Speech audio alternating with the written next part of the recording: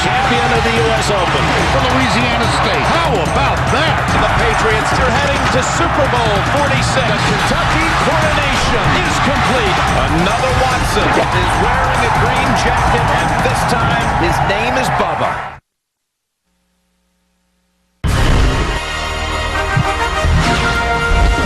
The final round of the Greenbrier Classic is underway, and what a Cinderella story we have for you. Troy Kelly, 33-year-old from the state of Washington, off of 62 yesterday, is still firing at the flagstick today. This was for birdie at the fourth after that beautiful approach. He's playing with U.S. Open champion Webb Simpson, who had the overnight lead by 2 shots. But at the fifth, Kelly for the outright lead. His third birdie of the day drops. And Troy Kelly, ranked 464th in the world, has overtaken the U.S. Open champion Webb Simpson as the final round is underway in West Virginia on CBS.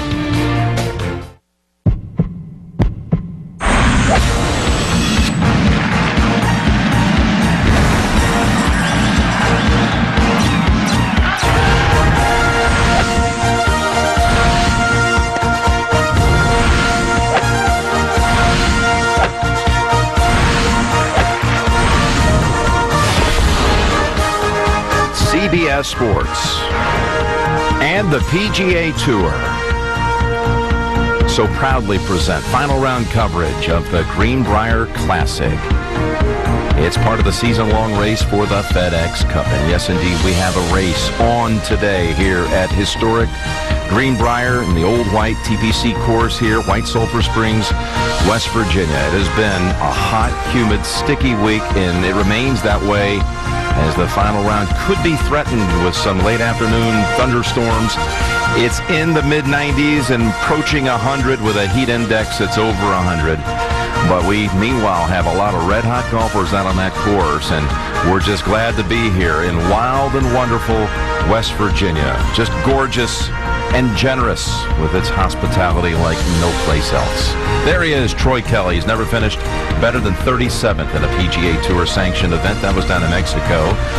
He's 300 through 5 holes. It's hard to back up a 62, but he's doing so in grand fashion right now. Look at Davis Love III. He's just made a bogey to drop back to 11 under par, giving one away at the 13th. Roberto Castro is in with a round of 63, and look at John Daly, currently 10th. He's complete with a 5 under par round of 65. So there are birdies to be made out there. Will Claxton puts up 65 as well. And we're looking forward to this 4th round shootout, bringing it to you. Here's Ted Potter Jr. 2 wins on the Web.com tour a year ago, and look at him, bogey-free with 3 birdies. The 3rd one just registered there at the 7th, so he's within 2. We're going to go out now live to the 6th. Jim Nance, Sir Nick Faldo, and the whole CBS golf team. So happy to be back here for the 3rd year in West Virginia, and specifically the Greenbrier. David Faherty is out here following this final group. Webb Simpson discussing strategy here. Yeah, just kind of a little feeler to be. And again, that even if it lands 10 yards short, it's still going to tumble up there. Yeah, landed in the bunker, bounced out through the fescue to here. Really not such a bad spot, but can't go with the flag. Has to play something running. Try and get a right to left kick. Yeah, and this green rather runs like the old-fashioned greens used to do. Runs away from the players. Front of the green is higher than the back. 171 yards, and he has a 9-iron off the downslope, so expecting this one to jump out. He's trying to, I think he was discussing with Paul David, just trying to land it, 160, 165. He could get the next bounce on the front of the green, then it's almost guaranteed to get past middle. But if you miss-hit it a little bit with a 9-iron, it will just fall out the sky.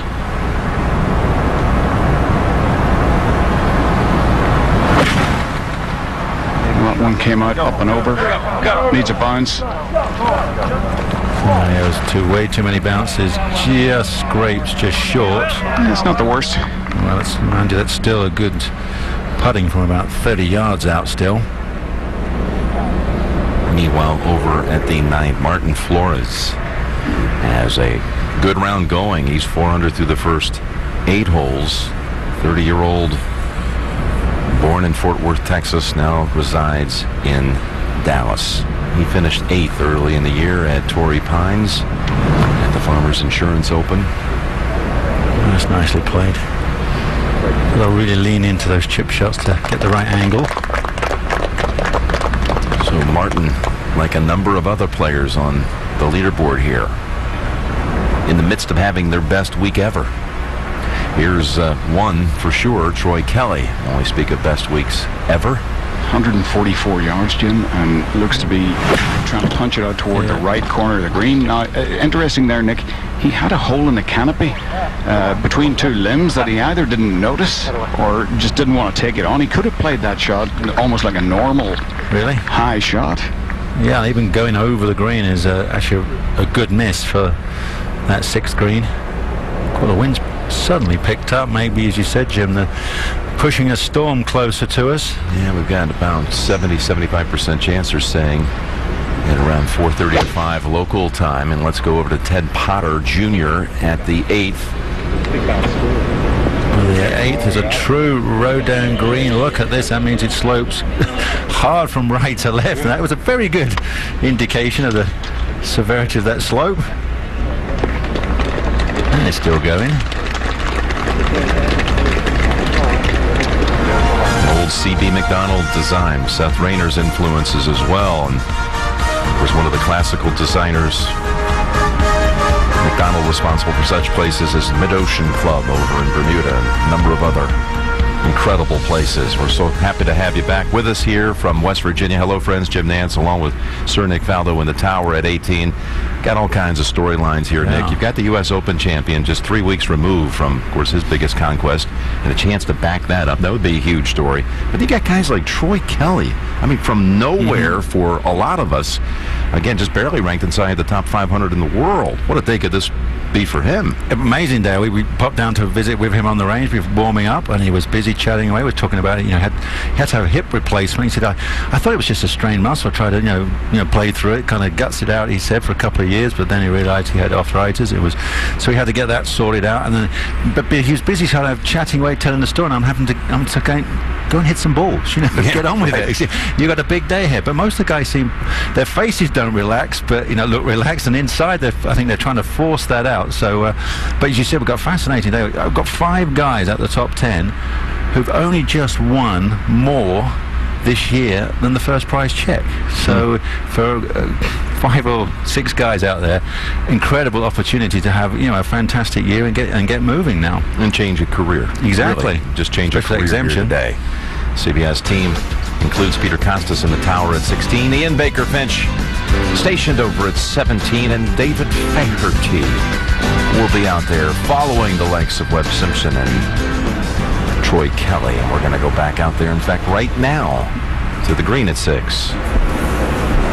Where Troy Kelly will use the putter from just off the fringe. Yeah, probably about 80 feet to the hole.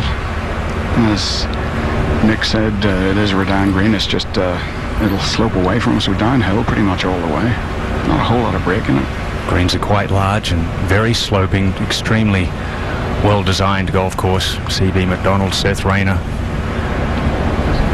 So many great courses designed by both gentlemen.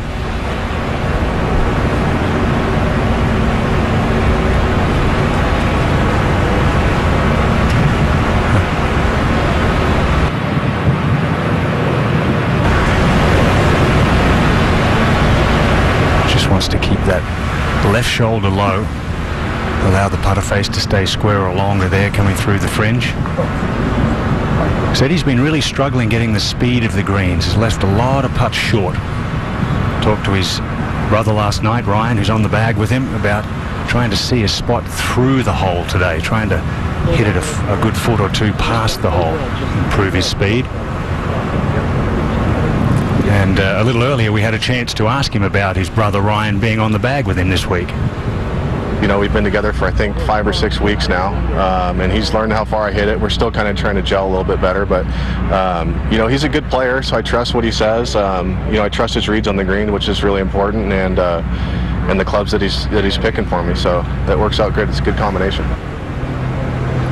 Always good to have someone knowledgeable and comfortable on the bag with you. It's a team effort out there, especially under this pressure that he's certainly far from used to. But this man's been handling the pressure well of late, David, hasn't he? Webb Simpson. Yeah, no kidding. I'm a little surprised to see the putter here. A lot of fringe to go through. He's been using that belly putter for almost a decade now, since early college days.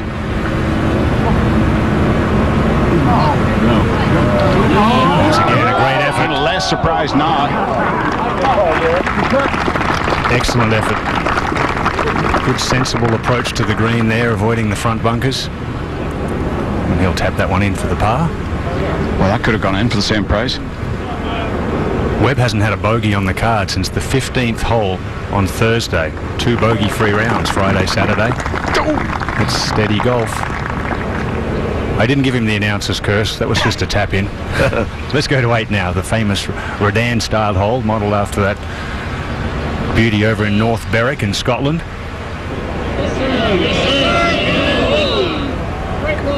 And the slope on this green is so severe. We've only seen 2 birdies here all day. So hard to get it close to that hole.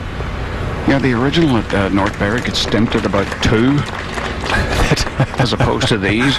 Exactly right. That's probably the biggest advancement in technology over the years is the lawnmower. They have to sharpen the sheep's teeth to get it to 3. That's right. That's right. The hedge cutters as we go to 14. Davis Love, Ryder Cup captain, having a great round today. 4 under through 13.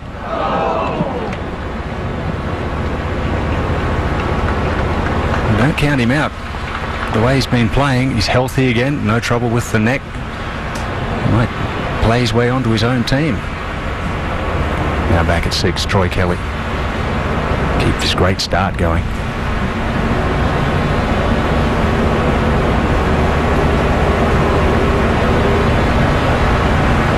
Well done. That had good speed to it. Pretty impressive. Very impressive, David. 3 under through the first 6 holes today. Yeah, especially when you've never been in this, even close to this situation before. Exactly right, Nick. And there's so many, like Charlie Belgian here, who's been playing so well. Shot 62 Friday. He's a couple under par today as well. 13 under for the tournament. A little bit jumpy, but a smile on the face, and says he's just going to enjoy himself out there. Aggressive from the tees, a massive hitter. Just has to relax and take a deep breath on these greens. Now over at 14, fellow competitor with Davis Love, this is Daniel Summerhays. He's had a couple of good solid finishes lately as well. 5 under par on his round today through 13, but a little tentative there, which is so easy to do on this 14th. The hole's cut today way back in the back right corner.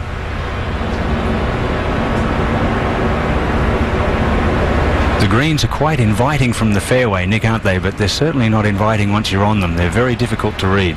Well, yeah, exactly. A lot of slopes, and just like last week, you cannot miss it short side here. Over at 7T now. Daniel did knock that in for his par, as did Davis Love over at 14.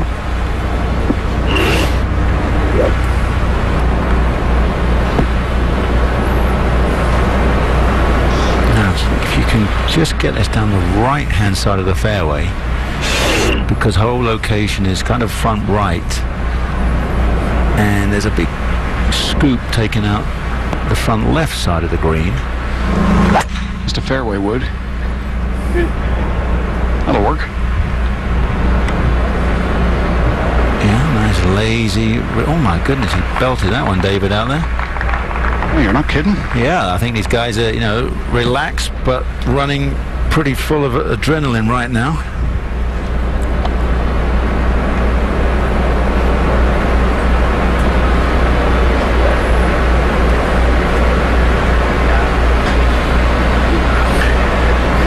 Down the way here. This course has some history here, Nick, for sure, including a Ryder Cup. We didn't play on this course, Jim, in the Ryder Cup. We were actually on the Greenbrier But course. over here at the Greenbrier. Yeah. Simpson. That's another nice shot. What do you make out of this course, though, Nick? I love this. I mean, it's classic. It's, you know, now they've added a little bit of length, which is what's needed now. It's got every shot in the bag for these guys. So Simpson right down the middle. Kelly belts it big time. What a start for him. Troy Kelly, the leader here at the Greenbrier Classic.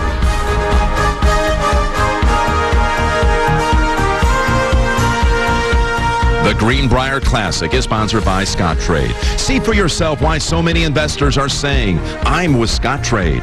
Nationwide Insurance. Nationwide is on your side. And by the warm and caring employees of the Greenbrier, where every guest experience is truly amazing.